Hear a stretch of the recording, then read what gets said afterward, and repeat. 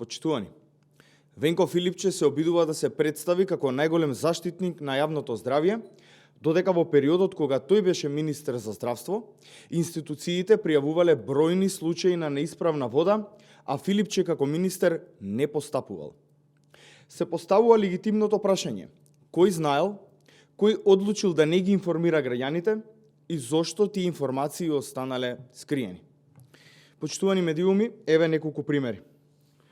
2021 година, ова се неколку испитувања, водите не биле безбедни во Студеничани, Зелениково и Петровец. Ова се документи кои стигнале до Министерството за здравство, а Венко Филипче не ги известил граѓаните. Тука конкретно, освен пронајдокот на бактеријата Ешерихиа коли, има и пронајдоци на зголемен број на колиформни бактерии, исто како во Гостивар. Но вие, граѓаните, тоа не сте го знаеле и никој не ве известил. Одиме понатаму. Социјалдемократскиот сојуз говорат за Крушево.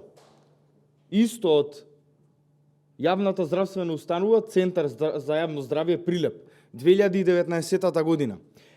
Станува збор за повеќе испитувања, наоди, во кои што се вели дека мострите кои се земени не биле исправни, односно водата не била за користење, односно не била за пиење. И тоа се неколку повеќе вакви документи кои се дел од 2019-та, некои 2018-та, сето ова време додека Венко Филипче е министер за здравство, а Социјалдемократскиот сојуз се на власт. Одиме понатаму. Токму во Скопје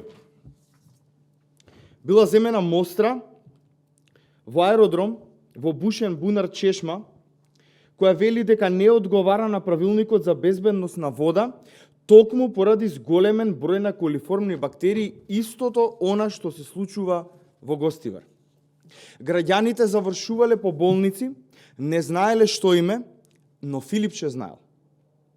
Почитувани граѓани, наместо денес да дели лекции и да шири политички обвинувања, Филипче најпрво треба да им даде одговор на граѓаните зошто не постапувал по пријавите на институциите додека тој бил начело на Министерството за здравство.